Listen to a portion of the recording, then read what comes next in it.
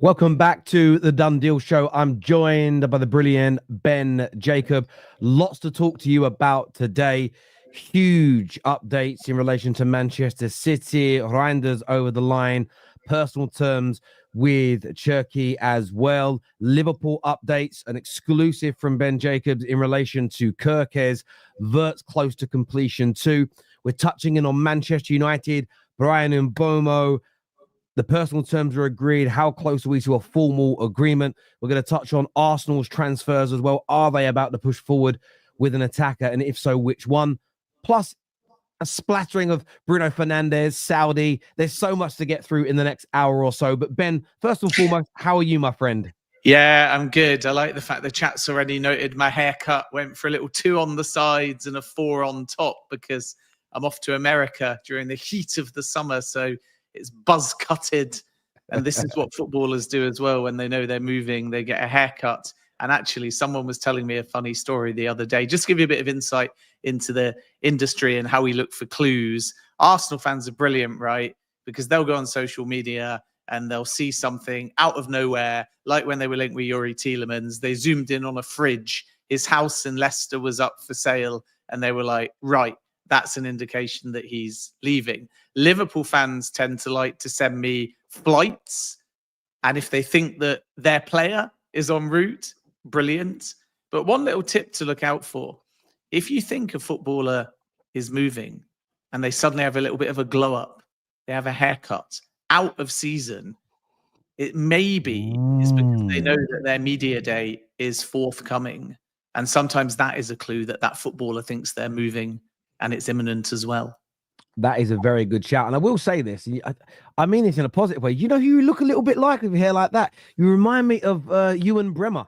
You know, a little bit of a look there from him. It's better than the Stephen Merchant comparisons that I usually get. There's a little bit Stephen Merchant. I just remember him from obviously Trainspotting, but more Pearl Harbor is the film I remember him more for. Great movie that was. But Ben, always a pleasure, mate, to have you here.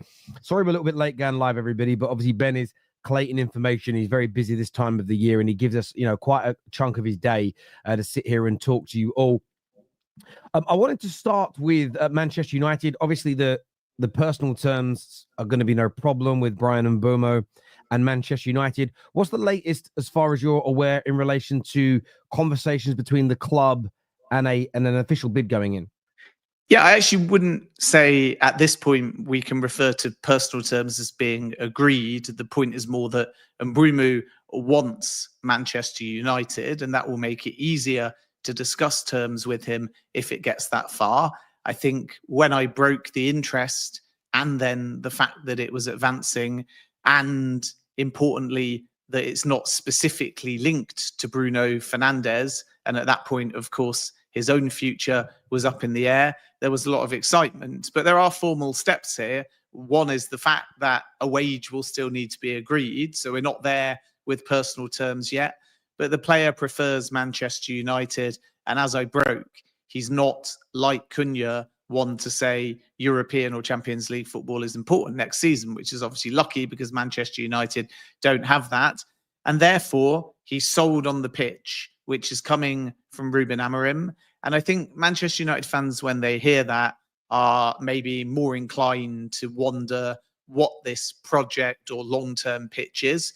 But really, it's quite simple from Amorim. He's telling players he wants offensive output from those behind the striker. He wants 2 that can play either as 10s or advanced 8s, still Bruno there and Mason Mount.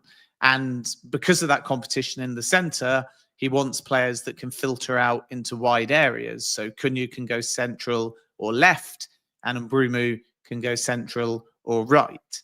And that means that each player feels they're going to get game time and is not going to be coming into a squad swelling in size. And in the case of Cunha, he was sold very quickly. Now with this one, the club-to-club talks are starting. And Manchester United believe a deal may be possible for somewhere in the region of 50 up to 55 million. And that will include the add-ons. Brentford are a bit more bullish at the moment because Manchester United have just done a bit of business for Cunha for 62.5. So given there's been no formal bid at the time we're live, you can understand why Brentford are saying he hasn't just got a 1-year contract, he's got 2 years left, because they can trigger the option for the extra 12 months. And that's when you start saying value's protected and pointing to the 62.5 million that Cunha went for. But Manchester United feel like, because the player's decided he wants to move to Manchester United, they will still be able to do this a little bit cheaper. So there's a bit of grandstanding going on at the moment. Call it 62.5 million on the Brentford side because they're pointing to the Cunha fee. Call it 50 million plus on the Manchester United side because that was their industry intel heading into talks even before they did Cunha. Do they meet in the middle? Very possibly. But I think Manchester United, when they get round to making an opening bid, and there will be one soon for sure, that starting number will be lower than the figure that they triggered for Cunha. And then the last point on it is that Brentford are going to be quite flexible, I'm told, with payment terms. There's no release clause. So Manchester United will no doubt be hoping to do something similar to what they eventually were able to do with Cunha, which forced them to trigger the release clause and pay that number in 3 installments. But if you think back a few weeks earlier, Cunha and Manchester United, ideally, from United's point of view, was supposed to be 4 or 5 installments. Then they agreed the 5-year deal with the 1-year option. They went to Wolves and very quickly learned that Wolves were not going to entertain that. So they said, can we pay in 5? Can we pay in 4? No and no. Okay, we'll pay in 3. And that's why rival fans made a very amusing joke that it wasn't Mateus Cunha, it was Mateus Klarna instead. And I think there might be a Klarna element to this Mbumo deal as well, where Manchester United might go a little bit higher than that 50 million in order to get close to the valuation of Brentford, but they will want those preferable payment terms. So there is optimism that this one can get over the line. Yeah, it feels like it will, if that makes sense. Nothing's a 100% guarantee, but typically, and I honestly put this in the category of people like yourself, Ben. I was talking on the United stand last night, and so when I see the likes of Ben Jacobs, I did actually drop the Jacobs cracker line, to be honest with you, in front of 250,000 people, so that might pick up more pace. But I said, when the likes of yourself, David Ornstein, Fabrizio, and multiple other highly credible journalists sort of all report very similar stories, my general view is that 99 times out of 100, those deals end up completing. I understand that yourselves as the journalist won't quite say that. As a fan looking at it, I feel like it's very, I agree with you. I think there'll be a meeting in the middle. If we pay a little bit more, we'll probably get better terms. If we pay a little bit less, the terms will probably suit Brentford a bit more, but it feels like it will happen. I think United fans are happy and excited about that. Cunha and Mbumo, let's just put them aside as the kind of in really good places. What else for Manchester United? What's next? Bruno is not going to leave, as we know.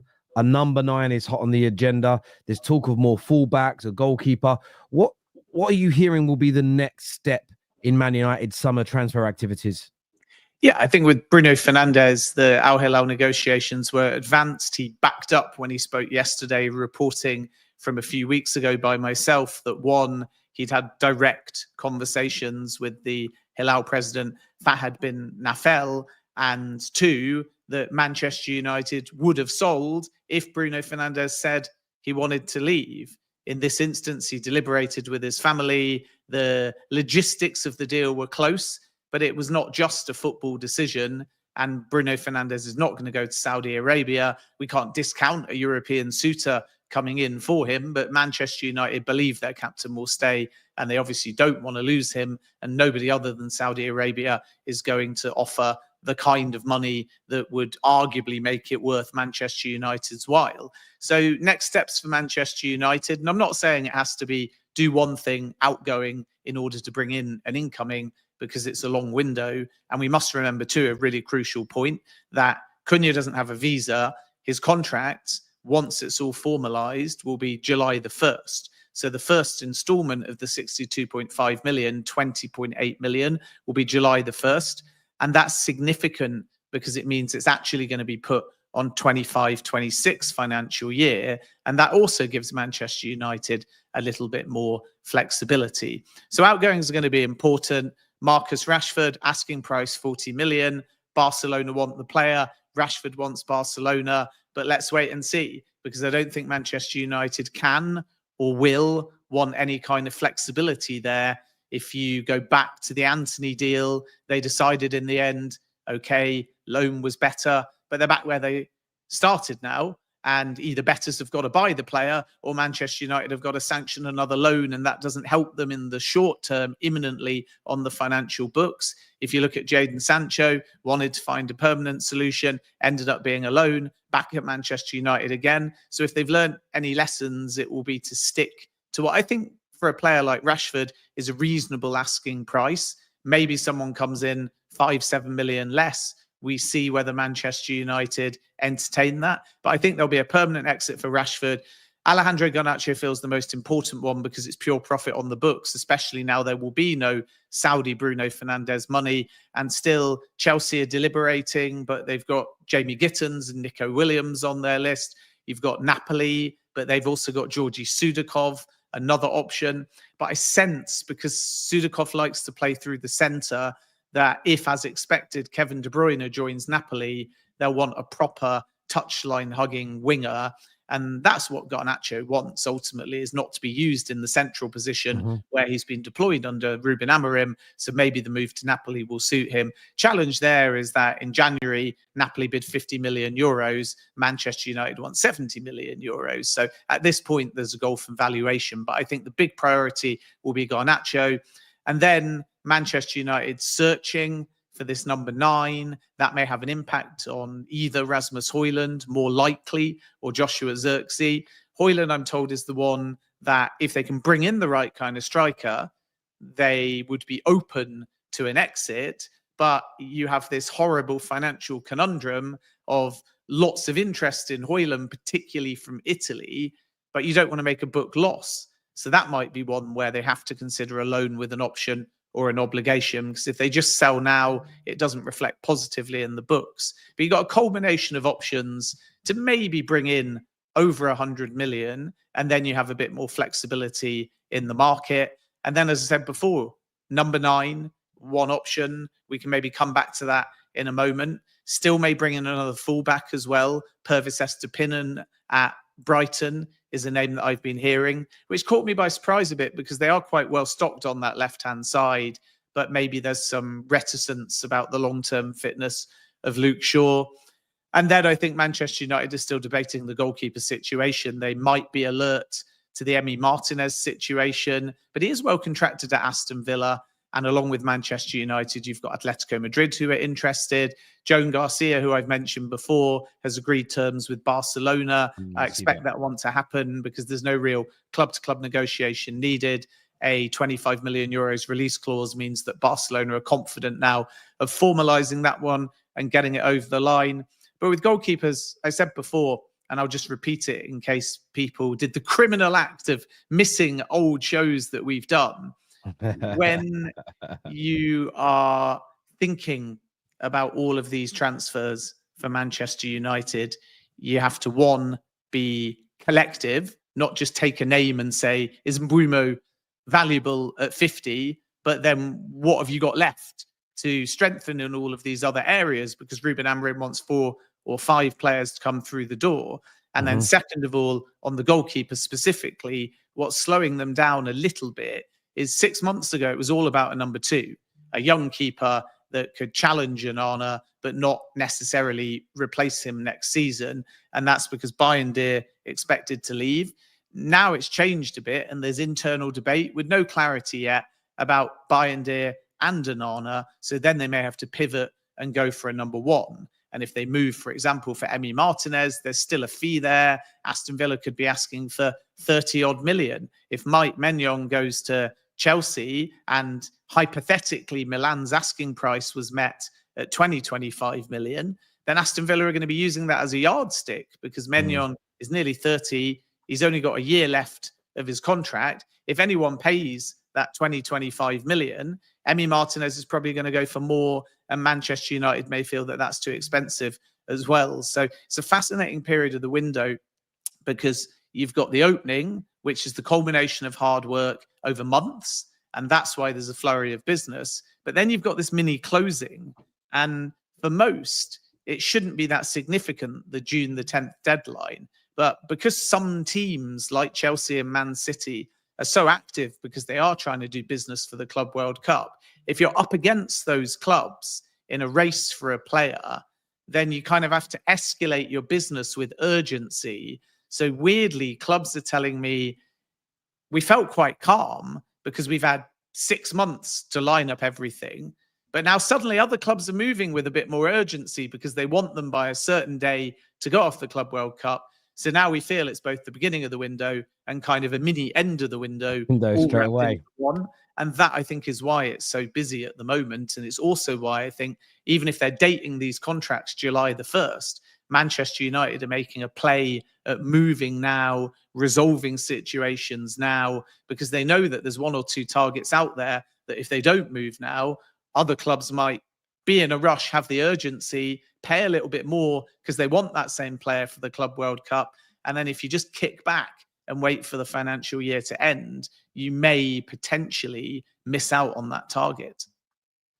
Which, as you say, makes a lot of sense. And I think I've actually quite enjoyed I think the transfer window having, as you say, this kind of it's a window within a window. It's sort of I always say the transfer window to me is like Vatican City within Rome, if that makes sense, like a city within a city. But now what we've got is like it's almost turning into one of those Russian doll toys. It's like a city within a city within a city. It's a mini window within the transfer window.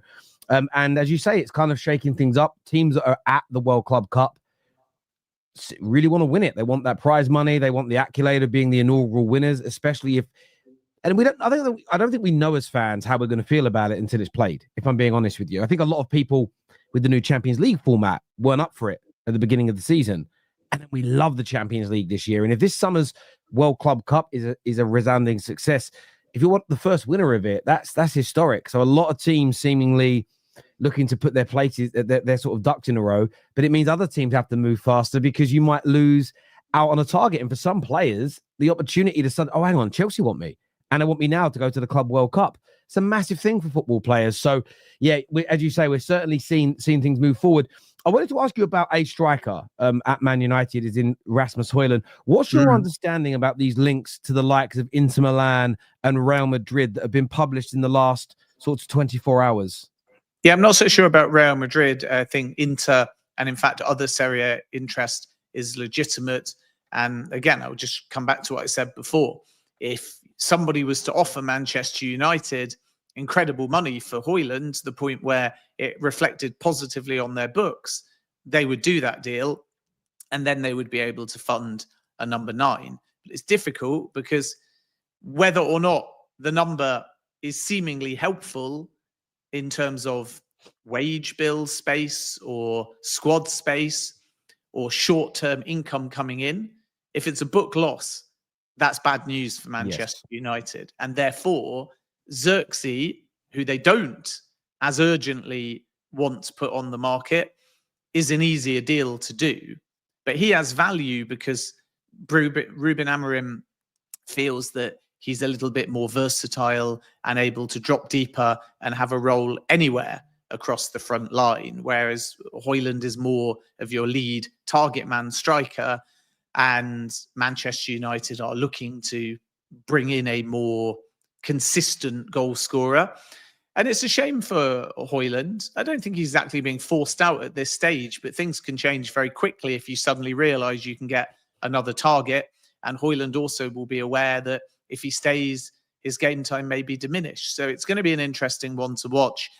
Clubs in Serie A are well aware that this is a market opportunity, but it kind of reminds me of the Chelsea-Lukaku situation, where, again, the money that Chelsea had paid for Lukaku was so high that in then trying to find a solution to get him out the club, they just had to keep loaning and loaning and loaning and chipping away at the fact that someone else is paying the wage coverage. You're getting a loan fee. You do that over a season or 2 seasons. Maybe that's what Manchester United also do with Anthony, who would like to go to Betis. And then suddenly, when you come to then sell for significantly less than you've paid, if you aggregate all of the saved wages and all of the loan fees over maybe even 2 or 3, then when you get that final fee as well, you feel like, okay, broken even, kept the player happy, it suits all parties. But just keep an eye on the Hojlund situation and think back to that Lukaku one, because it isn't a given that it's just going to be easy to facilitate an exit. And a lot of Manchester United fans that I speak to, they get excited when they think, great, someone's willing to pay 50 million euros for Rasmus Hojlund. Now we'll go out and get Victor Gyokeres, Victor Osimhen, or whoever. But it has to make book sense. And this is the book sense stuff is so important. And I've been talking about this for years. Football fans have got to get the concept of net spend out of their mind. And this idea of, well, if you buy a player for 70 million 5 years ago and then you sell him for 50 million, how can you make a profit? It's nothing to do with net spend. It's all about your trading, your profit and loss accounts in that financial year. And there's a lot of reports, even with Rashford, that it might be a loan with an obligation to buy again this time round. 1, to help Barcelona, and 2, that might suit Man United. Again, he's always pure profit, but it just, well, if we cover the wages for a year, we can kick the can down the road when we get the money, but as long as we know it's coming in. And these things, are very important. And Hojlund's one of them, as you say. There's a few players out there like Hojlund, where Onana might be another, where a loan with an option might be a better way for the clubs to operate than selling them in this summer, as you say, because the book loss, you don't want to take that. On Jadon Sancho, just very quickly before we move on to City and Liverpool and the Arsenal and Chelsea updates, loads to go through. It's busy, yeah. It's so busy. I was like, oh yeah, got loads. Jadon Sancho, I mean, Fabrizio has been very forthright in saying he won't stay at the club next year. United are confident that they will find another solution and another club. Is that your understanding? And where are the noises coming from for a potential destination for Sancho? Yeah, I think Jadon Sancho back at Manchester United, no real surprise necessarily, because Chelsea knew all along that keeping Sancho required player negotiation due to just how big his Manchester United contract is. And when they did this deal, it made sense for Chelsea because Manchester United contributed around £125,000 a week of Sancho's wage. And Chelsea's perspective is that they valued Sancho. And I would even go so far as to say the preference in an ideal world was to keep Sancho and pay that obligation of up to 25 million. But it required Sancho to fit into the wage structure.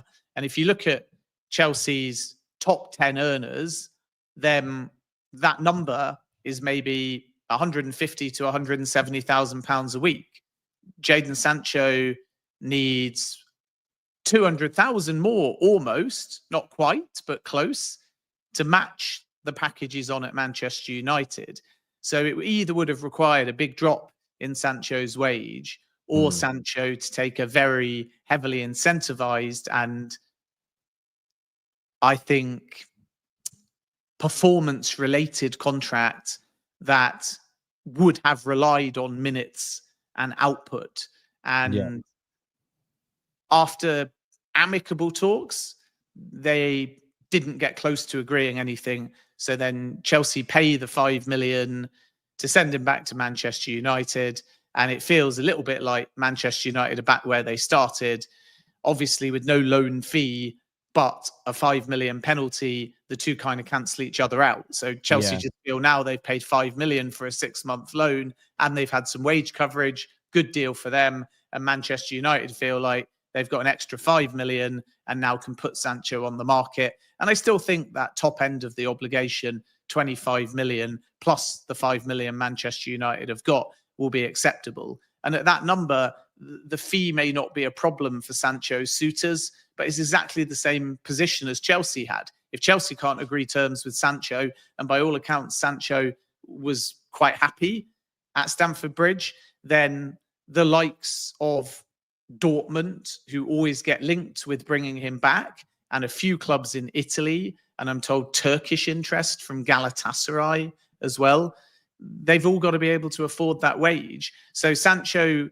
will have to think about whether he wants to sit it out for some of the summer and see if the right opportunity comes up, or alternatively drop his wage demands a little bit. And that will be a factor in how quickly this gets resolved. Yep. I think it is a little bit of a different situation within Manchester United to Garnacho and Rashford, because with Marcus Rashford, game over. Ruben Amorim decided very early, never going to play for the club again, and that remains the case. Rashford will go somewhere. I don't expect him to play another minute for Manchester United. With the Garnacho story, it's partly because there's so much pure profit appeal of selling him, but Ruben Amorim, as I think David Ornstein broke originally, told Garnacho to his face, go and find another club. So that chapter's over as well. And the expectation and probably the 90% likelihood is also that Sancho goes and doesn't play another competitive game for Manchester United either.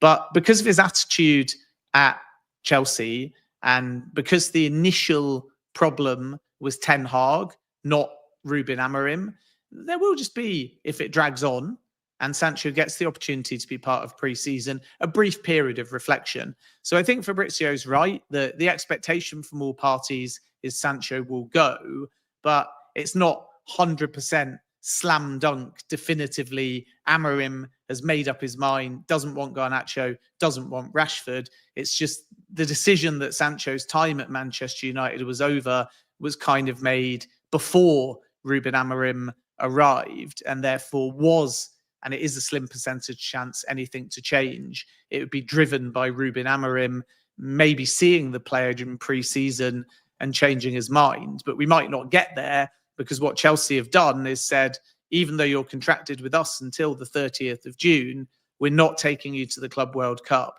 Go and find your next club in June. And if things move quickly, of course, Manchester United would like to facilitate that exit.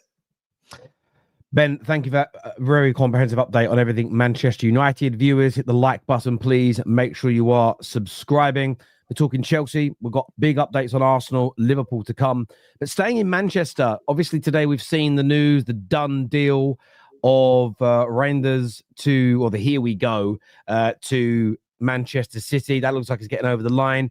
Cherki, personal terms agreed as well. What's the latest in relation to those deals that you can update the City fans and, of course, their rivals watching? Yeah, so the Reijnders deal is 55 million euros and a 5-year deal, but there's add-ons on top as well. So it may rise as high as around the 65, 70 million mark. But the information I have at the moment is just 55 million euros plus add-ons on that 5-year deal. And we know this has no bearing on a more advanced midfielder, as Manchester City look to be busy before the Club World Cup and effectively add a Kevin De Bruyne type player, although Omar Marmoush can obviously cover some of that role. So the way it's been described to me is midfield revamp, Reijnders coming in a little bit deeper, expected to be a done deal now, and Man City were always confident. And then Marmoush covering Hojlund or starting some games instead of him, but also being able to play behind him, which is basically your Julian Alvarez. And now you have a need to add more in midfield because Kevin De Bruyne is expected to join Napoli. That one could be formalized very quickly now. And then we'll have to understand whether Napoli and De Bruyne have got any desire to play in the Club World Cup. It would require a short contract extension if that happens. I think De Bruyne has already said there's a big chance he won't go to the Club World Cup. So it might already be the last time that we've seen De Bruyne in a Man City shirt. As they look to bring in someone in a more advanced position, you, as I broke a few days ago, have got Rayan Cherki, and Manchester City feel that this one could get done before the Club World Cup. They're in talks with Lyon. There is no release clause, despite some reports in France. So nothing cut price here. It's going to cost in excess of 30 million euros. But Man City really confident. And I think there's an expectation that that will get done. We wait and see if they then go even crazier and still pursue a Morgan Gibbs-White, who's been high on their thinking this summer. And Rayan Aït-Nouri is another one to keep a close eye on too. Manchester City are getting very close now to agreeing terms with the player. I would expect that to be done within the next 24 to 48 hours. They haven't yet placed a bid to Wolves. The clubs are in informal dialogue. Wolves know a bid is coming. And price will be interesting here because it's not quite as clear cut as Cunha release clause. Even Wolves wanted Cunha to go because they appreciated that he wanted a new challenge and they want to start spending some of that 62.5 million. With Rayan Aït-Nouri, the difference is that Wolves have also got the sort of bones of a 2-year contract on the table for Aït-Nouri to extend. And I think there's a 1-year option in there as well. And it's not at the point where it's done or even close, but that shows you that their original summer desire was to reward Aït-Nouri and try and keep him. And because of that, I expect Wolves, if they do sell, to stand a bit firmer on price. Man City, I'm told, are looking at 30 to 35 million for Aït-Nouri. Wolves sources are adamant that this is a minimum 40 million deal, and it may even be in excess of 45 million pounds. So we might see a bit of a gulf in valuation, and who knows, that could delay things beyond the 10th of June deadline. So whereas Cherki, I think, quite likely Club World Cup, it feels a bit more 50-50 with Aït-Nouri. But City are obviously going to put some urgency to the table here because in an ideal world, they would like both in time for their opening game in America. Makes a lot of, I mean, they're moving very, very well. I think City, I hate saying it as a rival, but I have to be very honest. We obviously know how good Reijnders is the player. Aït-Nouri, Prem proven, excellent fullback. And the Cherki situation, you would expect that to complete as well. Yeah, I think Cherki is moving along relatively fast. Lyon are finally prepared to sell. I must have done 100 shows where I've been asked about Cherki in previous windows, and I'd always said I actually didn't think he was going to go, and yet he's linked with every club under the sun in every window, seemingly. But now I've changed my perspective, and Lyon sources feel that a sale will now happen. Man City really want to get this one done in time for the Club World Cup. Talks are progressing well. I don't think even at 35 million euros, City feel it's terrible business. The suggestions from France were there was a release clause more around the 22 million euros mark, but that's denied by people that I speak to on both the Lyon side and the Manchester City side. So in the absence of a release clause, 30 million euros or more seems to be the ballpark that they're discussing. And whereas there may be a bit of a gulf in valuation between Aït-Nouri, Wolves, Man City in the early stages of negotiation, because again, at the time we're live, let's see if it changes by this afternoon, tomorrow. But right now, no bid placed. And we might find a bit of back and forth there between Wolves and Manchester City. But with Lyon and Man City for Cherki, I think that gulf in valuation is much smaller at the moment. So keep your eyes peeled on that one, because it wouldn't surprise me if that one is done in time for City to take Cherki off to the Club World Cup. City fans, sounds like a great summer for you. Trying to get back into that title race, win the World Club Cup as well. Excellent players. Viewers, make sure like buttons have been hit. Make sure you're subscribing and sharing this across your social media platforms, your group chats as well. Liverpool, I'd love to get your, and I know you broke this news this morning yourself, but close to finalizing a move for Kerkez is your current understanding, Ben? Yeah, this one is going to happen, I think, because Kerkez has agreed terms and Liverpool have an excellent relationship with Bournemouth. It's Richard Hughes going back to his old stomping ground. And Bill Foley has said on record in an interview with TalkSport that they won't unduly stand in players like Kerkez's way.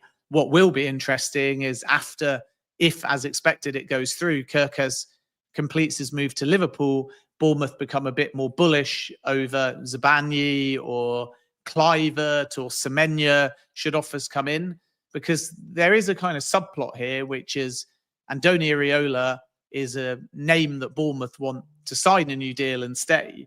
But if they lose too many, then the project can be set back. So the only real sort of difference between Howson going fast and Kerkez taking a bit more time is the fact that Howson had a release clause and Kerkez doesn't. Bournemouth's original feeling was 40 million plus, and you may have seen some reports that even say 45 for Kerkez. But my understanding is the clubs are close to finalising a deal of up to 40 million pounds, which may mean that Liverpool have shaved a few million off the original asking price. And again, because Kerkez wants that move to Liverpool, even though he's been linked with Real Madrid, and historically Chelsea and Arsenal, although those clubs are not currently in the race. At this stage, it's looking very likely that Milos Kerkez is completed soon. And then Liverpool fans will be waiting for Florian Wirtz news as well. And those talks are progressing quite nicely from what I hear as well. So I'm expecting Liverpool to land most of their major targets. Probably the biggest question mark will be over the number 9 and whether or not they can genuinely go for Alexander Isak, even though Newcastle feel he'll stay now they've got Champions League football. Are they going to drop the 100 million that Frankfurt are asking for Hugo Ekitike? They could even enter the race for Benjamin Sesko, even though it feels like Arsenal are more advanced on that one at the moment. So a number 9 might be the more complicated in terms of competition and price move for Liverpool. But they've discreetly done all that legwork for Wirtz, and that one is looking pretty close now. I would go so far as to say they are going to get Milos Kerkez, and Jeremy Frimpong is also over the line too. So it's been a phenomenal summer for Liverpool. Yeah, I mean, it's great. As I just mentioned, City's window shaping. Liverpool, as you mentioned, Kerkez will happen. Frimpong done. Wirtz, like I've said about the Mbumo deal earlier, it's further along than the Mbumo deal, but it just, I think most people know it's going to happen unless there's a catastrophic end to it. The number 9 conversation is interesting, though, because the bookmakers have shortened the odds of Gyokeres to Liverpool. We've seen the links with Sesko. We've seen the links with Ekitike.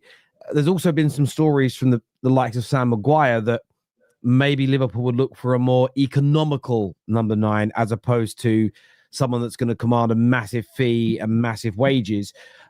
That's not what you're hearing then. You're hearing that there could also be a huge expenditure in the number 9 position for Liverpool as well. Yeah, I think there will be, because Darwin Núñez is expected to leave. And if he chooses Saudi, there's interest from Atletico Madrid as well. Good money is coming in there. And don't forget the Luis Diaz story, because if Al Nassr bid and Diaz chooses Saudi over Barcelona, that will have big money as well. And I think there's a concrete possibility that even if both players don't go to Saudi, one of them decides to make the move there. And as I broke yesterday, Al Nassr have now received central budget approval to make an offer for Luis Diaz that could be as high as 85 million euros. The challenge is if Barcelona enter that race and Diaz is high in their thinking, Diaz may hold out. And Saudi is going to be quite an interesting one. Not so much because the ambition has changed. If anything, it's getting bigger and bigger and bigger. Remember, Simone Inzaghi is about to join Al Hilal, as I broke yesterday, on a 2-year contract, but it's a year before the 2026 World Cup. And I think there'll be a few players out there that are actually quite sold on the Saudi project, but don't want to make that move to Saudi Arabia a year before the World Cup. And it isn't just because they feel the standard is different to Europe. There's a massive cultural change that maybe people don't realize. You're going from getting up at 7 in the morning, straight to training, breakfast and lunch, coming back, seeing your family, kids after school, getting some downtime.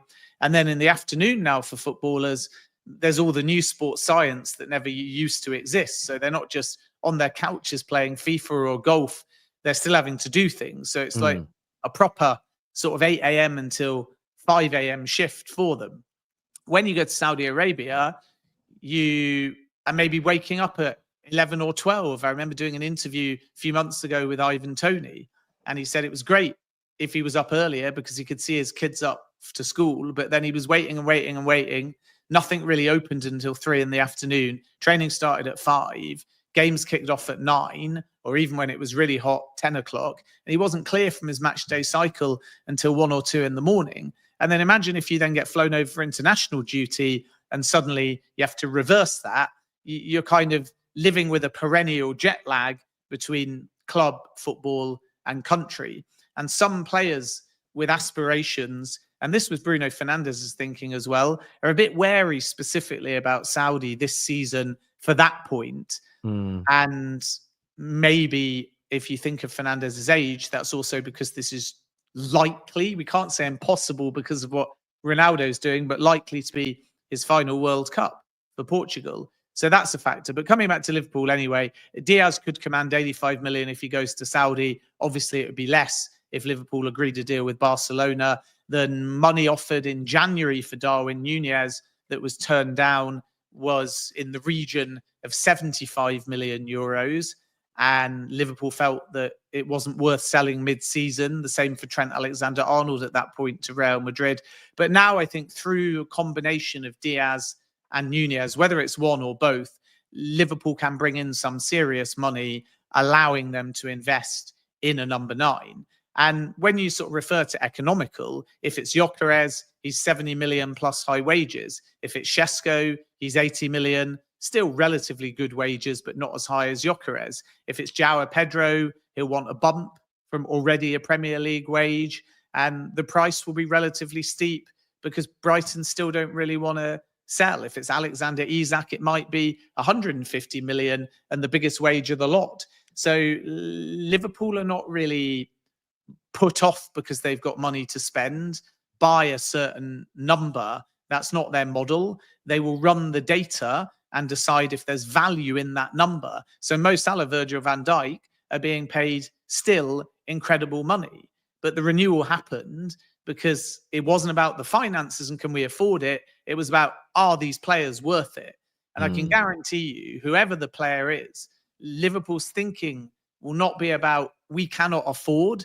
It will be about what is value for money. And if they see value in one of these bigger spending number 9s, they'll do the deal. Makes a lot of sense. Liverpool fans, give us your thoughts, give us your opinions on that in the comments section below. Chelsea, obviously looking to really bolster their squad, the lap over the line. A couple of stories I wanted to get your view on. Obviously, Magic Mike, could he be coming? Could he be the new goalkeeper? And a few reports yesterday that Jamie Gittens is a deal that could be potentially finalised soon. But starting with the goalkeeper, what's the latest there with Chelsea, Ben? Yeah, Chelsea are, one, happy with their existing goalkeepers. And I know this may sound like a contradiction to an extent, but 2, opportunistic for the elite keeper at a right price if such a profile becomes available. So the long-standing plan has been to rank the 4 goalkeepers that they've got. Mike Penders coming in, Jordi Petrovic, Strasbourg's player of the season, Philip Jorgensen, signed for 20 million, and Robert Sanchez, who finished the season as the number 1.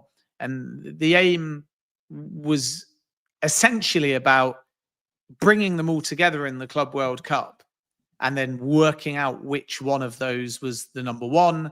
And likely between Petrovic and Sanchez, whichever one was too far down the pecking order, that might have been the goalkeeper that agitated more for a move. And Chelsea would be understanding of that situation, of course, because Petrovic wants to play every week. Sanchez wants to play every week. With Penders and Jorgensen, they'll maybe be a bit more patient. But now Mike Maignan has become available on the market. So, of course, Chelsea are going to be opportunistic to that, despite their long-standing plan and being content with the other goalkeepers that I mentioned. And the reason why it's happened now and maybe feels a more surprising bit of news compared to 6 months ago is because 6 months ago, there were talks about Maignan extending. Milan were still somewhat in the hunt for European football, and it didn't look like there was a deal on the cards. But no contract extension has been signed. Milan have got no European football. They need to bring in money. So add all of that up, and there's a massive opportunity in the market. And as I broke yesterday, my understanding is Milan want between 20 and 25 million pounds for a player with 1 year left on his contract. Chelsea's starting point will naturally be that's quite a lot of money for a 29-year-old soon to be 30 with only 1 year left of his contract. But 30 is still relatively young for a goalkeeper as well. So it remains to be seen whether they can meet somewhere halfway on a price. But if they can't, Chelsea will walk away because there's no urgency in the same way there has been to bring in Liam Delap and there is to find a left winger who's right-footed. Because I come back to what I said before. Chelsea have got 4 goalkeepers. Penders is highly rated, will unlikely find himself as a number 1 immediately, but Chelsea do feel he's Premier League ready. Petrovic was outstanding under Pochettino at Chelsea and has been brilliant for Strasbourg, playing in exactly the same system. And he's a better ball-playing goalkeeper now than when Enzo Maresca first judged him. So you would think he can make a case. Sanchez has made a lot of errors, but is also an outstanding shot stopper. And Jorgensen is still developing. And obviously Chelsea invested 20 million in him. So if this doesn't happen, Chelsea are not going to be too crestfallen or agitated, because there isn't a hole in the goalkeeping department. But at the opposite extreme and at the right price, Mike Maignan is elite. And if they feel that they can upgrade and bring in an established number one, and at 30, which is a good age, or 29, almost 30, and then all these young goalkeepers like Penders, Petrovic, or Jorgensen have got a bit of time to develop and a bit less pressure on them, then it might just suit everybody. So this is why Chelsea are suddenly in the mix. But if it doesn't happen because valuation doesn't align, they also have a lot of confidence in the goalkeepers that they've already got. Absolutely. And they like their goalkeepers. A lot of Chelsea fans want an upgrade there. We'd love to get your views, Chelsea supporters, in the comments section below. In terms of Jamie Gittens, there's a lot of talk last night that the deal's progressing well. Personal terms are close. I saw different reports. There's also some stating that Chelsea are not under any pressure to get it done before the World Club Cup starts. But is this the player that Chelsea are maybe putting as the priority for that kind of wide left forward? Yeah, right-footed left winger, Gittens, Garnacho, and in theory, Nico Williams, although there's actually exploratory talks with the Williams camp and Athletic Bilbao about a new deal too. There's nothing advanced there yet. And naturally, it gives a bit of leverage, doesn't it, to Nico Williams if he's simultaneously open to suitors with a very attractive 58 million release clause, and at the same time discussing a way of maybe staying and amending that release clause with Athletic Bilbao at the same time. But Williams, no movement yet from Chelsea or from Arsenal, and cost remains an issue because 58 million is below his market value, but you've got a very high wage. And on top of that, you've got the agent fees and the taxes and all these things as well. So it feels like Chelsea at the moment are focused on Gittens and possibly Garnacho as well. We wait and see whether they place a formal bid. I don't think at this stage there's going to be anything thrown in there with Carney Chukwuemekwa, even though Dortmund would like him to stay. You're looking at separate deals and possibilities. But Gittens is seen as excellent value. Chelsea know that there's a sale to be done there. Arsenal have looked at Gittens as well. So that might be one that progresses between now and the Club World Cup, because there is a bit more urgency for Chelsea to fill that position. I would say it's the number one priority right now. Maybe another number 9 if Christopher Nkunku leaves, even though there's big faith in Nicholas Jackson. But with Mikhailo Mudryk provisionally banned and the outcome going to take time regardless. So even if he's innocent, it will take time. If he's not innocent, it could be a 4-year ban. So Chelsea's drive towards this right-footed left winger was really with Mudryk in mind. But now Sancho's gone back as well. Another one through the door becomes more pressing. Even though, remember, in a year's time, Giovanni Quender's going to be joining Chelsea, and they see him as a left winger and not a wing back. But they want one more. And heading into next season, Enzo Maresca is looking for 5, competing for 2 spots. So now we know that Sancho's gone. You have a situation on the left where you could move Pedro Neto over to that side, but there's not as many options with Mudryk banned, because Raheem Sterling is not expected to have a long-term future with Chelsea, returning on loan from Arsenal. If you look at the right-hand side, there's way more options. They're very stocked. You've got Noni Madueke, who, despite reports, Chelsea are not agitating to sell. He's not transfer listed. Like any player, if an incredible offer comes and there's competition on that side, you never know, they might entertain it. But Enzo Maresca really likes Noni Madueke. He's a Maresca winger because he can get out wide, he's fast, he's powerful, and there's offensive output. And if you can find the same kind of offensive output as in the first half of the season and stay fit, then Madueke could still have a big role for Chelsea. But on that right-hand side, you've got Madueke, you've got Pedro Neto, who wants to play on the right-hand side. You've got Tyreek George. And in addition to that, if Cole Palmer's starting and Esteval Willian is getting minutes, he might be used on the right-hand side as well, where he's been playing for Palmeiras, even though Esteval Willian likes to play through the centre. So add all of that up, and you've basically got 4 options on the right. And then if you move Neto to the left, he's effective there, but he prefers the other side. But you're a little bit thin. And this is why Chelsea, even with Quenda arriving in summer 2026, are looking to add one more in that position. And it's probably their highest priority at the moment.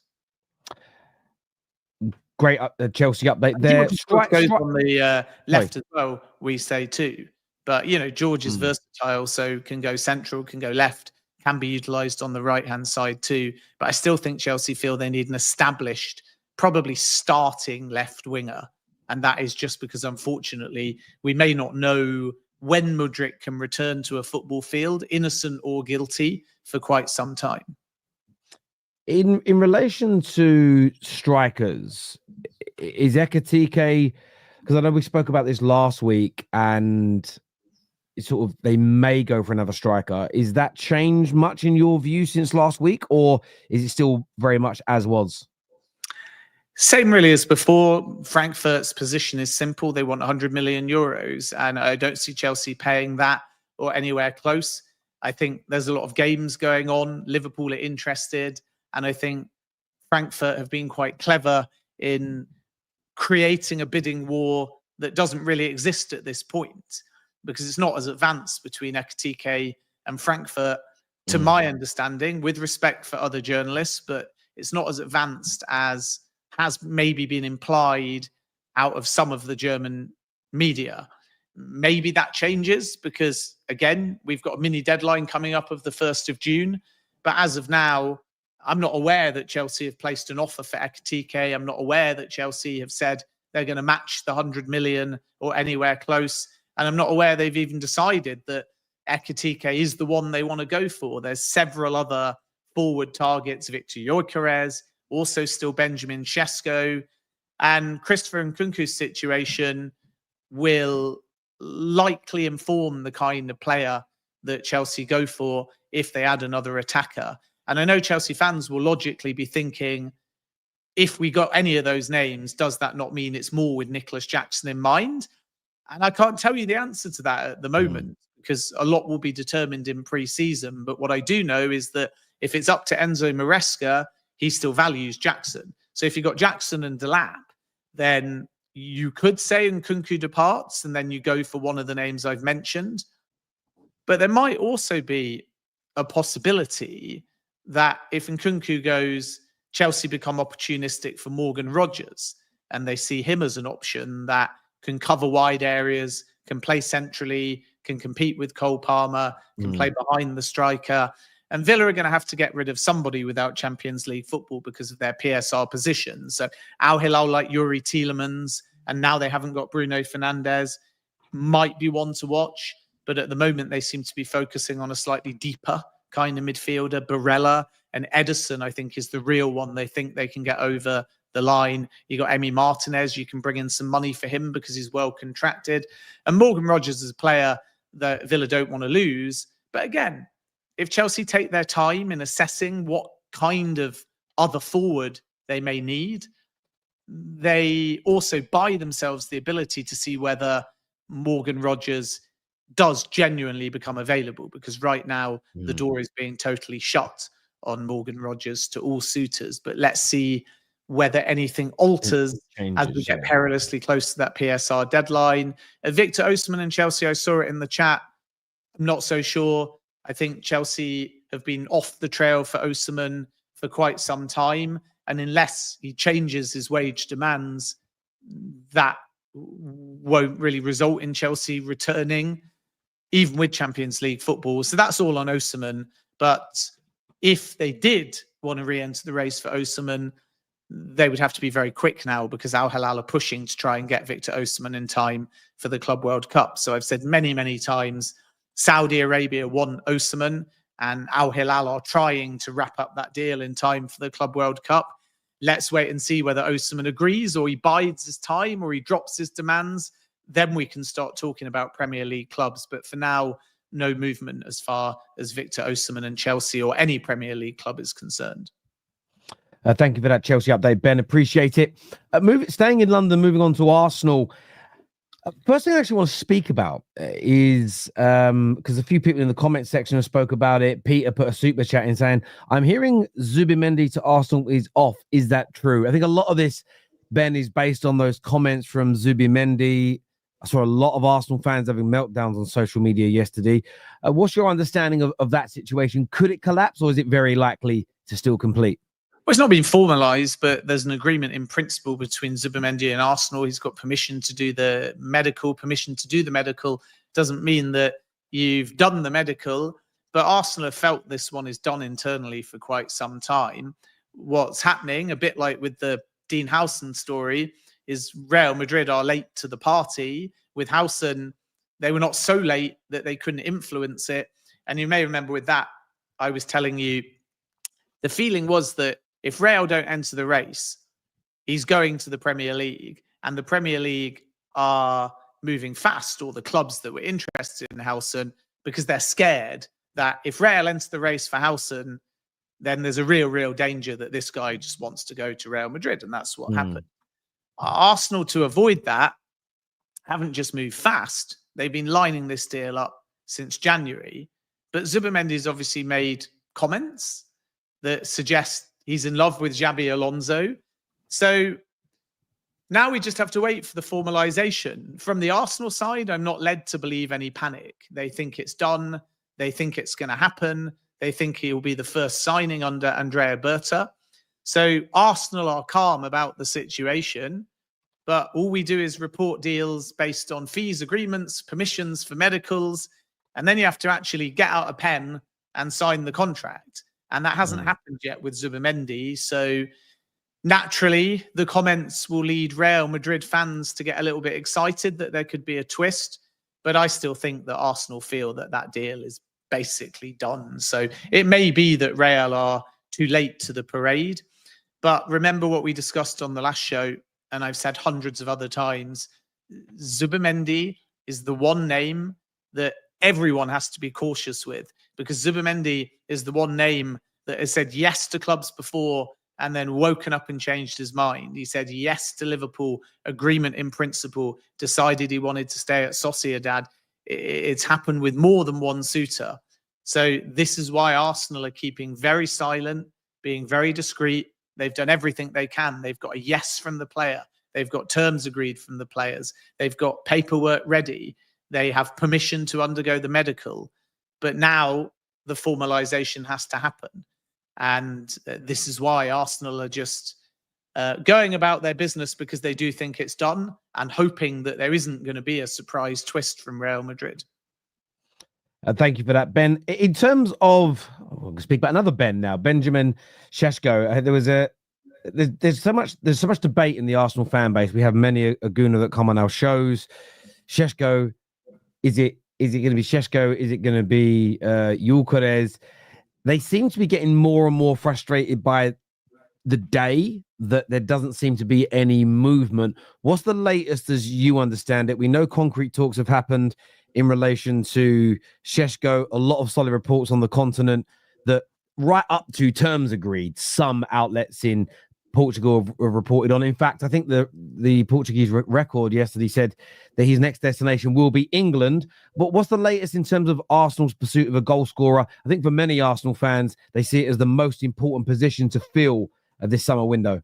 Yeah, and it is. So Benjamin Sesko is the one that is long-standing under kind of Edu, Jason Ato, Victor Gyokeres. They've looked at for some time too, but it's a target kind of elevated under Andrea Berta.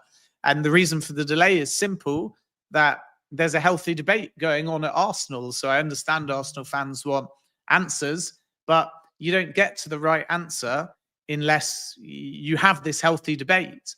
I think the biggest misconception in every transfer market is clubs should just make a decision, be on the same page, everyone should be happy, and they bid. But 99 times out of 100, up until the player signs, there's healthy, constructive arguments and freedom to challenge. Otherwise, you don't get to the right decisions. And that's what makes Liverpool's model so effective. They don't all agree. In fact, they hardly ever agree. But eventually, you decide on the best approach. And that's taken a bit of time within Arsenal. And there's a domino effect here where Chelsea, Liverpool, for both Gyokeres and Sesko, and no doubt other clubs as well across Europe. So you can't go all in on one target, because if that target chooses another club, then you're not best placed to get an equally effective target. And I know that frustrates fans because they want an answer, but it's kind of a self-fueling cycle of frustration, because unless you take the time to understand why these things happen and why there's more than one target being lined up and why there's concurrent approaches, you fail to understand how the window works. And then you bang your head against a brick wall going, how have we not ranked them? How have we not decided? But you never quite rank 1, 2, 3, 4. You actually find a depth of targets, all of which you know can do a job. And then when you finally bid on one, if you don't get them, when you drop down, you're really pleased because there's equal depth. I sort of refer to it as, if you are looking what you want to wear for a function, then you pull out 4 outfits and you'll put on one outfit first, but it doesn't mean you're not happy wearing the other 3 fits. And maybe you do a fit check on the second one or the third one, and you're like, I look better in that. So then you pivot. And it's kind of the same with transfer targets. It's not 1 Sesko, 2 Gyokeres. Damn it, we've missed out on Sesko. Now we've got our backup. It's here's the depth of options. Have a healthy and constructive debate. Line up both, because maybe you get a hitch in the negotiations, and then work out what you can pull the trigger on. Now, away from that, and understand that people listening will just go, we're bored of that analogy. We're bored of that metaphor. We're bored of the context. So fine. Listen to other people that tell you it is definitely one or the other. But I can guarantee you they'll be taking a 50-50 guess at this stage. Maybe they'll be right. Maybe they'll be wrong. But the context behind why clubs hedge their bets is as I've explained. Now, Sesko, they've made contact with Leipzig in the last 3 days. They have discussed whether or not there is flexibility beneath the variable release clause set at the moment at around 80 million euros. And that's why that one's taking time, because Arsenal want to do Sesko for 70 million euros or within that ballpark. And I think if Leipzig show flexibility, there is a concrete possibility that that one advances in the next few days. Then the earlier contact with Leipzig in January is very key to this, because they were respectful of the player wanting to see out the season and of Leipzig not wanting to sell mid-season. And that strengthens Arsenal's position in Sesko negotiations, because now Leipzig have a good relationship with Arsenal. If they were too bullish and disruptive in January, maybe they wouldn't be able to potentially get a deal below the release clause. With Victor Gyokeres, the sale will be sanctioned wherever he goes for around 70 million euros, 30 million below the release clause. And the delay there is not on Arsenal, it's on the player. Gyokeres is basically asking Sporting to gather his options, because they have a verbal pact he can leave for that number this summer. He wants to take a week or 2 to decide, of which we're already into. He wants to understand what all his options are and then make a clear decision. So that's on the player saying, I don't want one club to be driving this timeline and forcing me to decide. I want to be able to be the one that says, these are all the offers. They all come in by a certain point, by the middle or latter part of this month. And then Gyokeres will decide who he wants to engage with. And some of that was waiting to see if Man United get Champions League football or can make the deal work. Some of it was waiting to speak to Berta, a newer figure within Arsenal. Some of it is waiting to see whether Chelsea add another striker. And that's why that's taking a little bit of time as well. So in fairness to Arsenal, the delay is not on them kicking their heels. The delay is them respecting the timelines and the complexities of negotiation that the club and players in question want. And guess what? that's how you eventually get the deal done. If Liverpool get Florian Wirtz done, it's not because they're banging on Leverkusen's door every day going, what if we offer you 5 million more? What if we chuck in a player? They get the Wirtz deal done because Barry Hunter, the chief scout, has spent months behind the scenes building a relationship, because Liverpool have forged a relationship with the family, because Fernando Caro and Liverpool's hierarchy get on, because they've done deals before in the past, because they get in a room face to face together. They understand when the right time is to make an approach and when the wrong one is. Whereas I think fans, when they want answers from us as journalists, just go, well, you gave the same update as you did yesterday. Well, maybe that's because your club is sensible and they're waiting for the right timing in the market to make their move. And that's kind of where Arsenal are at with Sesko and Gyokeres. I think Sesko, there is more work and advancement at the moment, and there are ongoing meetings, so we might see a bid soon. But again, you don't get either of those names unless you respect the process of negotiation, and that's what Arsenal are doing, and all credit to them. It's so interesting with Arsenal. I know their fans are jaded, and their fans are, there's quite a dichotomy and a contrast between within the groups of Arsenal fans. But I also find it frustrating listening sometimes that they don't want to. Some Arsenal fans that are moaning online don't want to listen to the rationale. Maybe you could. The irony in it is this: a lot of the ones moaning want Gyokeres, but as you're pointing out, Gyokeres is asking for some time to think and deliberate and consider. At the same time, they don't want the club to sign Sesko, but he could potentially be the one.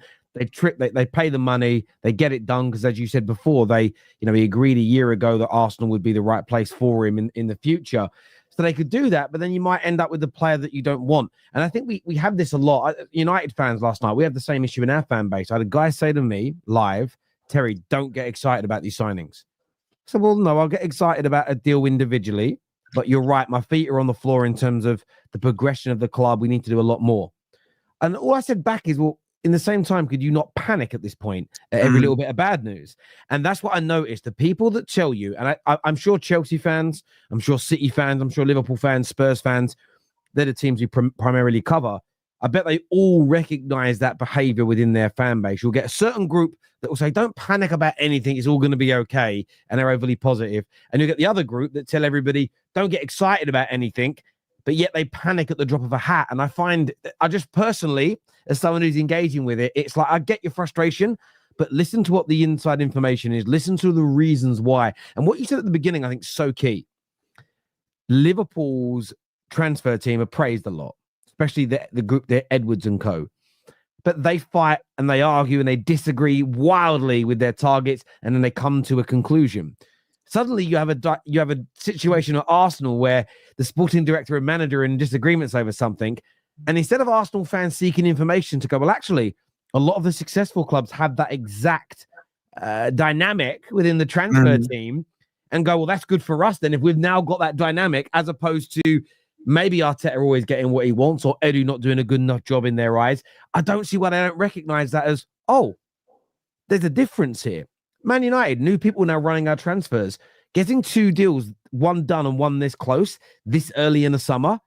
That should be a flag to go, there's a difference there. You'll know, you've covered it with me for years on this show. We're often getting into August and we're like, we don't even know United are getting yet.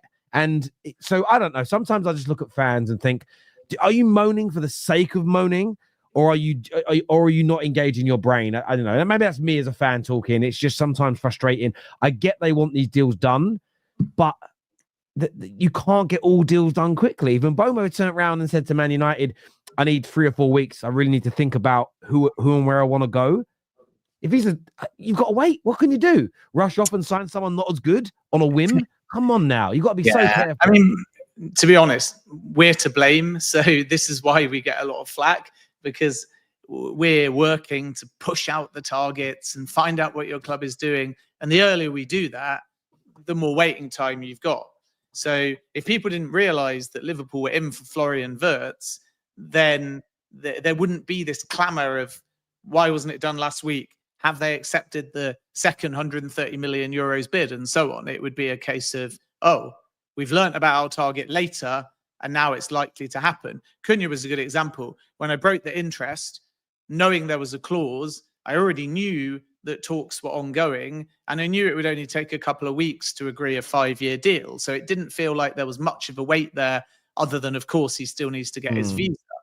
But with other targets like Delap, it's been obvious, and we take pride in it because it means we're doing our job, breaking something early that becomes a topic of conversation and debate.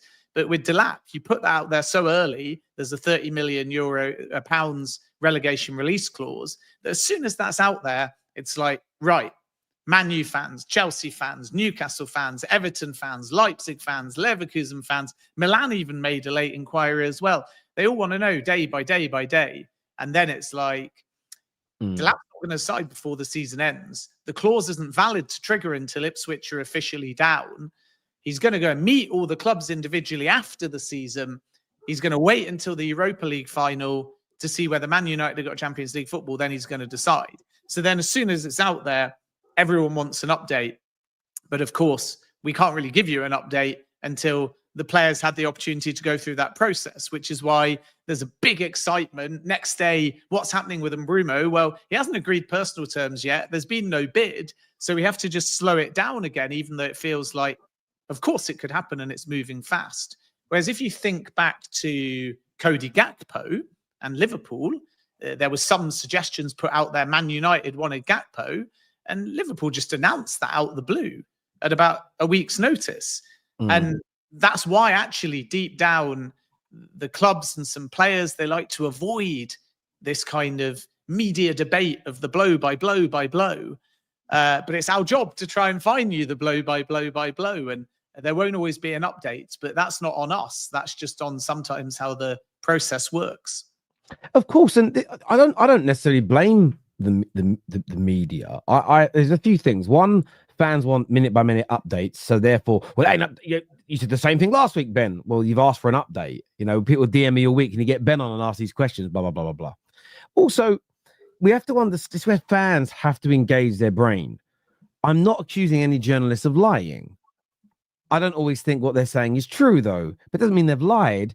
There could be a story around Gyokeres. How many intermediaries, agents, club officials across both teams, and other people trying to get involved in the deal in terms of, I'd rather Arsenal buy my client, so other agents trying to... How many of them are giving out bits and pieces of information? That's why I think people have to just... What I tend to do is I go with the stories that are out there. I go, right, this report has come from Portugal, or this has come from Brazil, or this has come from Mr. Jacobs. This is what they're saying. This is what this publication said. This is what I think. What do you think? And it's about... Just for me, that's the fun part of transfers. One thing I would say to football fans is I enjoy that. I don't understand why it causes frustration. It's the way they sort of treat every media outlet, every journalist. I'm talking about the people that get angry, like they're all the same person. So the other day I did a story. I said, Terry, this can't be true. The other day the media said this. Well, no, that was a different newspaper in a different country. Said something different. You can't. It's like going, oh, hang on a minute. Roy Keane just praised Caicedo. He can't do that because Scholes says he weren't very good. That would make no sense for you to say Roy Keane can't praise a footballer because Paul Scholes criticized that footballer. I just think we've got... listen, I love it. I love it personally. I love the updates that we get. A few super chats here we've got to just jump to. First one says, please, positive news on the Arsenal striker situation. Well, that came in about 10 minutes ago. So hopefully you've been given that update there, Jish. Not wanting to spend 30 million on a top-tier goalkeeper, yet they spend 25 and 20 million on Sanchez and Jorgensen is mad. Get it done and make sales would improve tenfold, is what Chelsea fan Nick Hunter says about the goalkeeper situation at Chelsea. Yeah, a lot of Chelsea fans, I'd say, Ben, disagree about Chelsea's review of the quality of their goalkeepers. That Chelsea fans are not sold, to say the least, on them. I'll tell you that. Yeah, well, but that said, they're not sold on Robert Sanchez, and that's their opinion. Like I've said before, he divides opinion because he is an outstanding shot stopper, but he made a series of errors, and they'll obviously have to decide by next season, the season after, does he have that ability to get better and better and better? Because his shot stopping is not in doubt. Jorgensen, I don't think we've seen enough of to judge. Penders hasn't even arrived at Chelsea yet.